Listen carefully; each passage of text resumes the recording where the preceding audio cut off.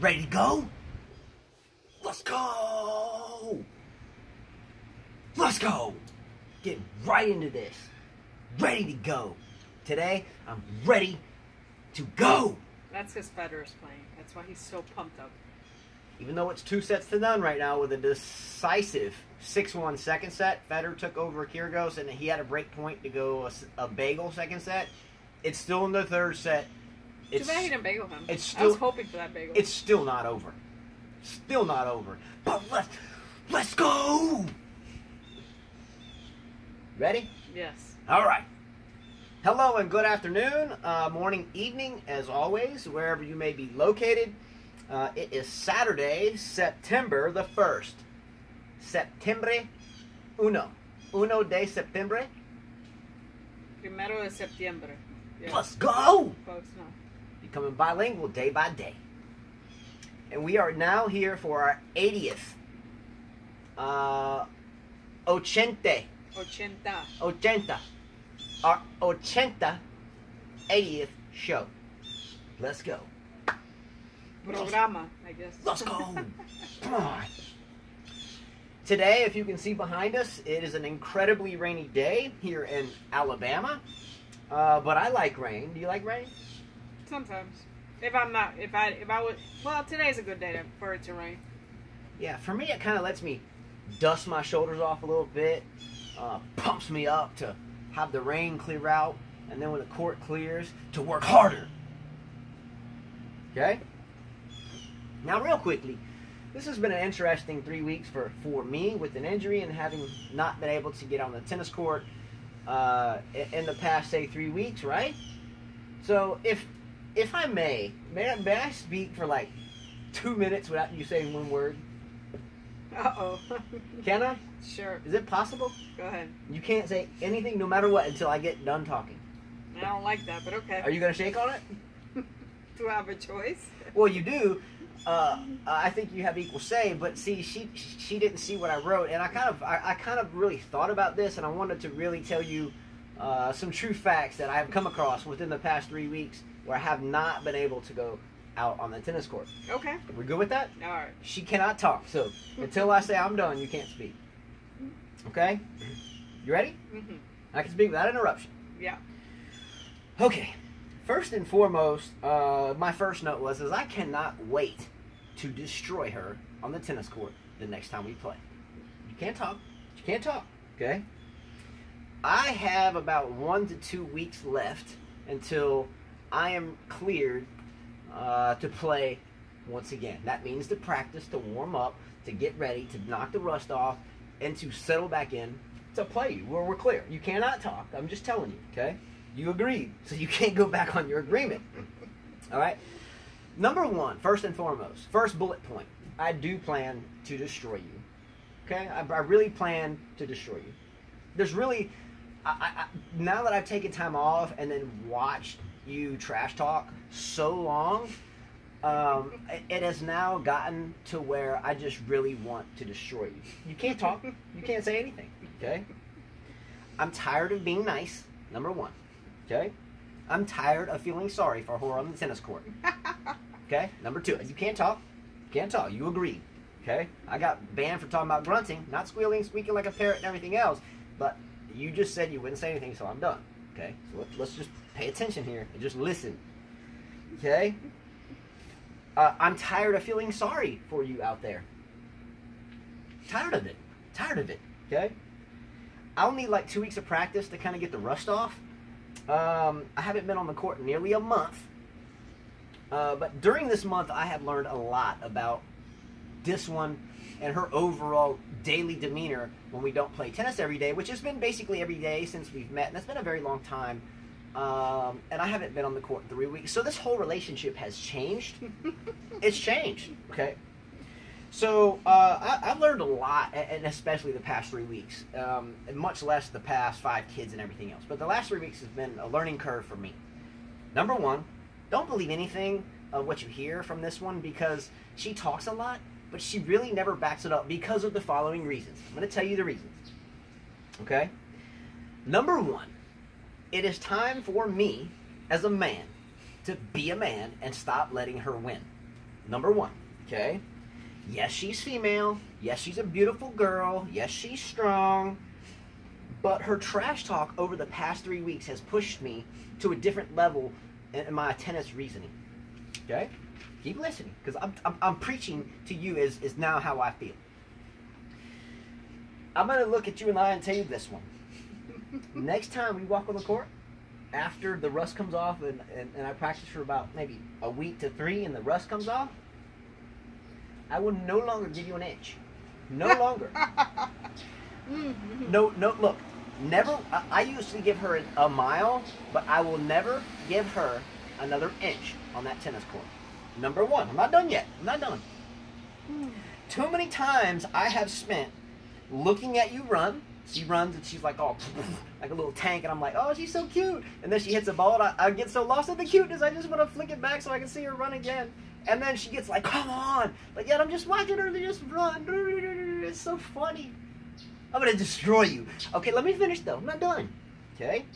Too many times I've spent finessing balls to her so she can just run so I can see her run because it's so fun. It's so cute to see you run. Oh, it's so cute.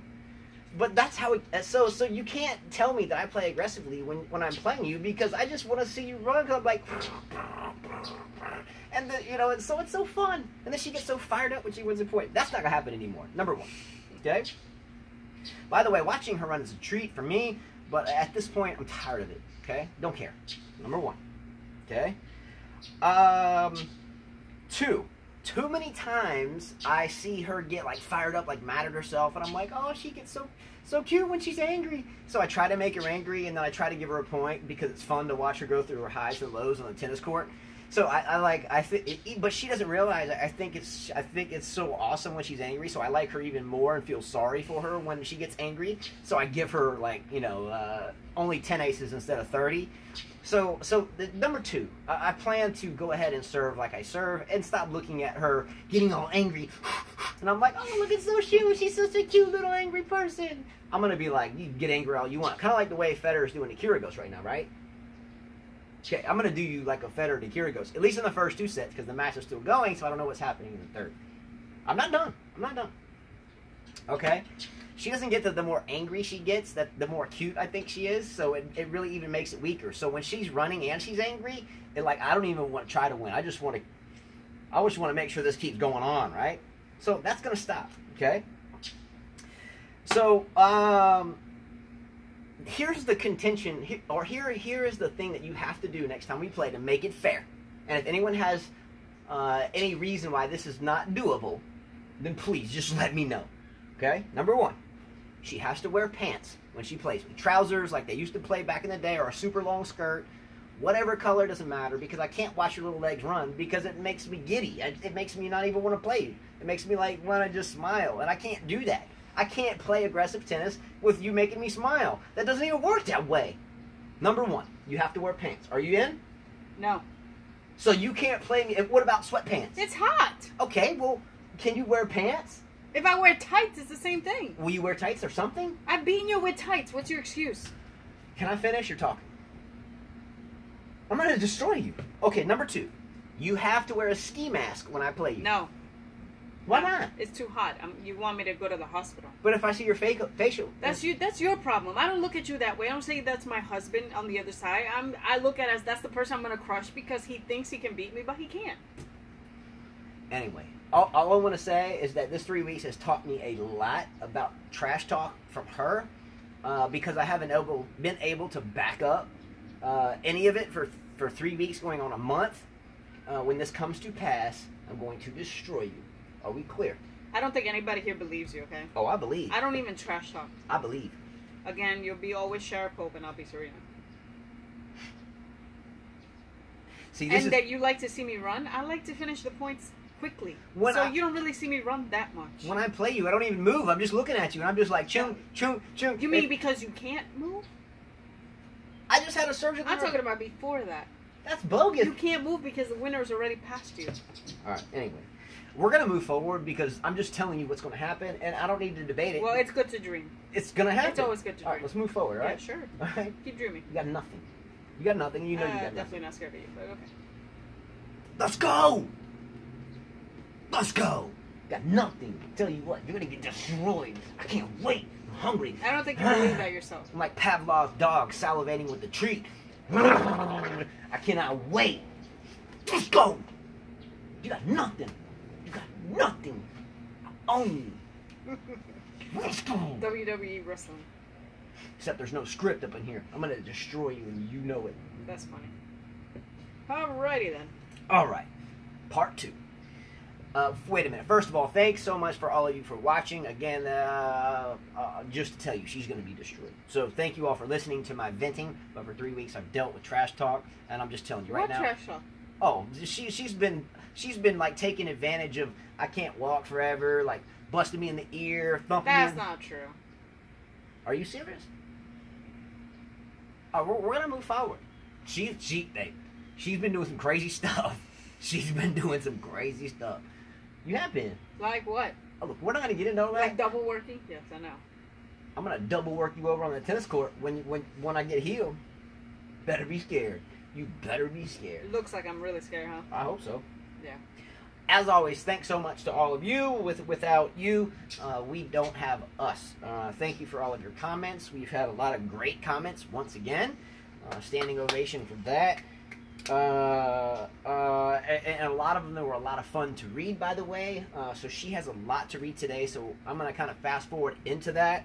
For me, a couple quick things just off the top of my head, in a sense, that I thought about when I was writing this down was I feel like we have a group of tennis family here building, and it's building, and man, it seems like part of breathing daily, and I think it's really awesome. I've mentioned this before, but much love and kudos to everyone that has stuck with us, and vice versa, for all this time, because I personally, at this point, on a Saturday, on a rainy day, the only thing I'd rather be doing, except being on a tennis court with my kids and her, would be to be doing this. So thank you so much for that. This means a lot to us, for sure. Let's go.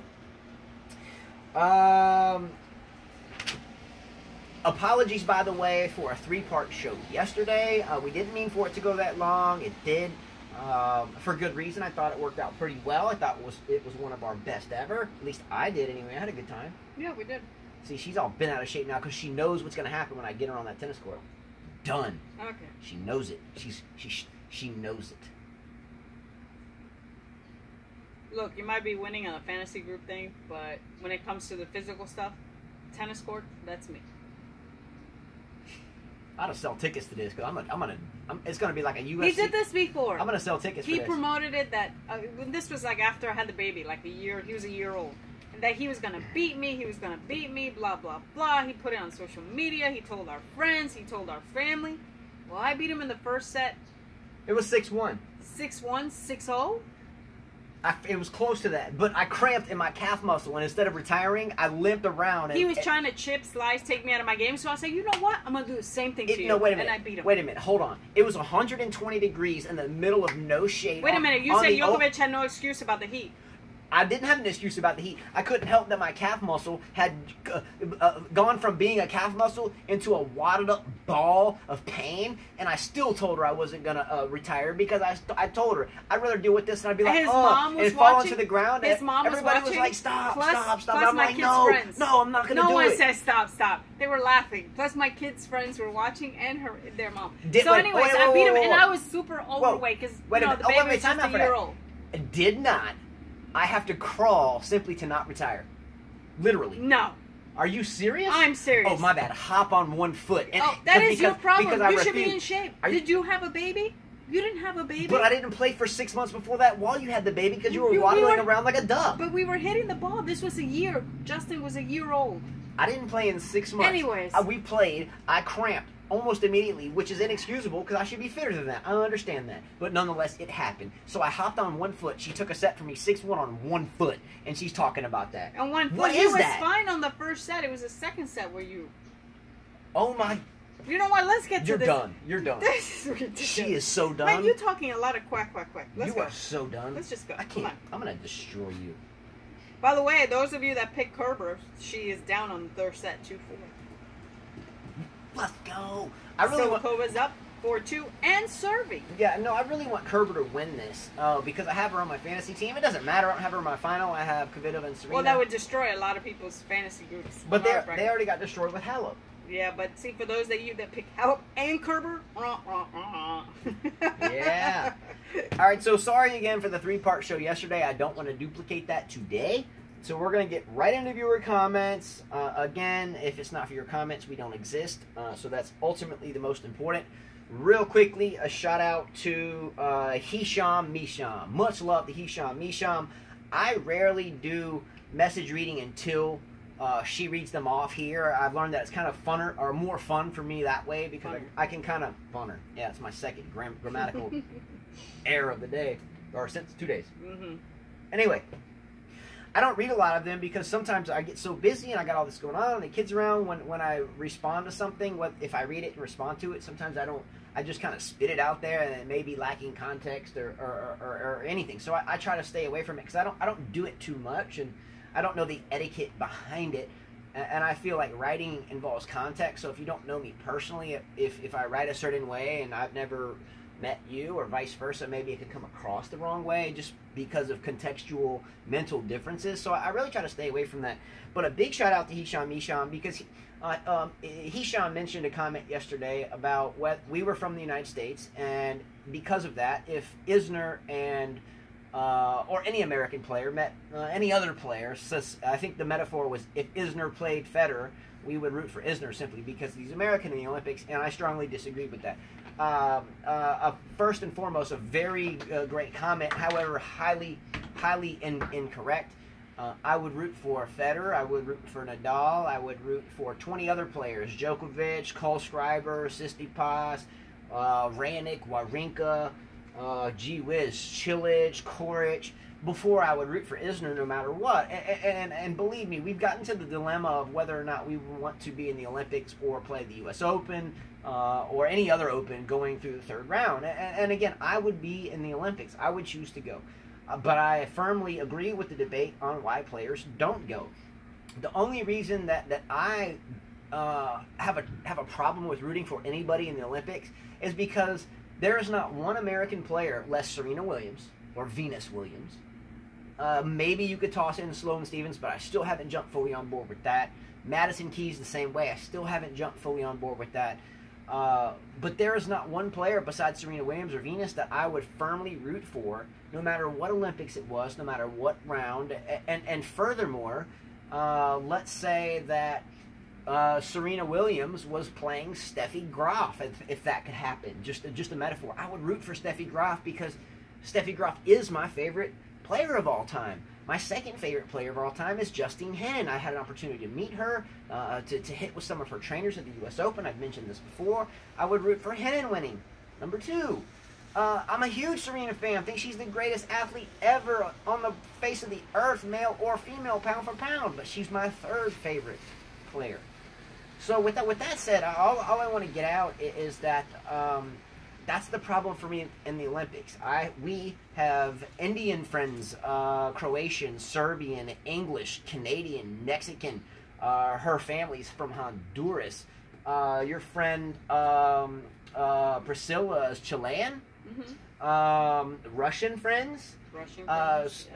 Geez, Croatian friends. I think I said that. I had a lot of Russian, Croatian friends in New York because that's who played tennis in those times in the 90s. Yeah. So for me, if any of those individuals, respective countries that I just mentioned, any of them were playing any American player that maybe is the best in the world, even Serena or even whoever, go back in Sampras, because I know these people and I have associated with these people on a person face-to-face, shake hands, and have played the game with them and have conversated at my kitchen table and so forth, I would root for them over anyone, whoever it is.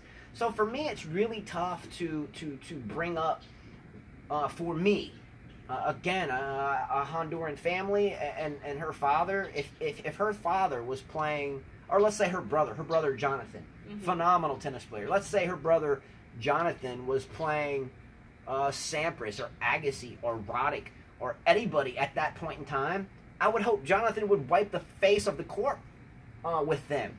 Because they're family and they're people that I know and they're people that I've interacted with. So it's hard for me as a player and have grown up around the game and know so many people involved with it that have shed literally blood, sweat, tears, hours, millions of tennis balls, coaches yelling at them or not, training in bombed out swimming pools, you name it, on bare feet with nothing but a piece of twine for a net, or in our driveway when you're 9 months pregnant, hitting whatever we could hit because we had nowhere to hit except there, right? Right. So all I'm saying is for me, I like the Olympics. Believe me, I would be there. I get why professional players don't go there. At the same time, though, I don't care who played who. If it's someone that I know and I am a friend with, and they're playing someone, irrespective of the flag, I would root for my friend and who I like, and not just because they wave a flag. I don't think tennis has borders, and that's all I wanted to say. Right. Love the comment, but just understand where I come from. To me, the game of tennis is a world in of itself, with no borders, no fences, no stereotypes, no pro this and con that. It's all a big kind of intertwining family, and that's how I keep it, and I'm passionate about that. So I deserve that, right? Yes. So that's all I wanted to say. But big shout out to Hisham. Hisham, and I covered all that. So for me, that's all I've got, because there's so many user comments, and they're really good. They have a lot of substance. I think we should listen to these much more than you should listen to me. But again, I will destroy here next time we play. Is everyone ready for viewer comments? All right. Let's go. Viewer comments, let's go. Check time. First comment is Dark Knight. Nadal in a battle right now with Kachanov. He's got the knee taped up, and I'm a little concerned now. Well, as we know, Nadal won. I don't think the knee is any concern at all. Yeah, I mean, he's always got his fingers taped up, his arm taped up. I mean, he's got so much tape all the time. It was a great match nonetheless. I think all of us can agree that we discussed that Kachanov would probably win the first set, and that's what happened. And Nadal, I said Nadal would probably after that get warmed up and steamroll. He didn't steamroll, but you know, there was a tight second and third set, and I think the fourth set looked pretty comfortable. But it was a good match. Thor couldn't do much at the end. So what that Thor? He's Thor. I'm just kidding. He does look like Thor. So I wish the best for Kachanov, and I think we'll see him, as someone else stated later, we'll see a lot of him in a year or two. Yeah. That is, he stays healthy. Yes. All right, next comment. Wayne Chia says, how do you guys find Rafa's movement? Inhibited? Inhibited? Mm-hmm. Think about that. Why? I didn't know his movement was inhibited. Did you see anything? No, I mean, I watched the first set, and then we were doing the show, and then I watched the last set. I didn't think he was moving bad. I just think he was a little frustrated that Kachanov was getting everything back. He didn't know what to do. He tried hitting in the middle. He tried hitting high balls, but he forgot that Kachanov is 6'6", or Thor. Yeah, it's 6'6", so it's kind of just laying right here by his chest. Yeah, at 6'6", the high backhand shot that gives Federer difficulty and a lot of other players, it's not quite as difficult. It's still very difficult, especially with two hands. Not at 6'6". Thor got it back with lightning power. But again, I don't even know how to put that second hand on there. I hit one. For me, though, Kachanov's biggest problem was he threw in some double faults in that match at important times. He can't volley. And well, the net game was rough, but the biggest thing for me was when he jumps up to hit his backhand. That's so stupid. They need to stop teaching that. I don't know what the deal is. Stop teaching that. TM jumps up and does it. Shapovalov jumps up and does it. And now Kachanov jumps up and does it. But by the way, jumping up and then hitting... Upset alert, Kerber's out of the U.S. Open. Kerber's gone. Yeah. That's all right. She's on my fantasy team, but so did everyone else have her. And I don't have her going to the finals. I did not either. You had her on your team, though. Yeah, we all had her in the bracket. So it still evens us out. Yeah, but I never... So those that pick Halep and Kerber... So that's a push for you and me. It's a push. Yes. Let's go. Wyndham Chia says, this match gives me an eerie reminder. Nadal won third set on a breaker against Cilic in 2018 Aussie Open, only to have Cilic win the fourth, and Rafa retire in the third with knee issues. Well, thankfully, that did not happen. And I didn't think it was going to happen. I thought Rafa was going to do his best to win that match, especially after that rain delay. He won that second set. You know, he was going to fight to the end. He doesn't want Djokovic getting number 14 and lifting that U.S. Open trophy. See that seagull? He came by here like 30 miles an hour. Oh, she's definitely telling the truth here. After Kachanov won that first set, we both looked at each other and said, didn't we just say that this would happen? We figured Nadal would win it. I can't lie, though. In the second set, I was like, oh, no. Maybe this is going to be a straight set. I didn't think so. I didn't think so. I even thought if Thor won the second set, that Nadal would still come back. Because you have to keep that level of play.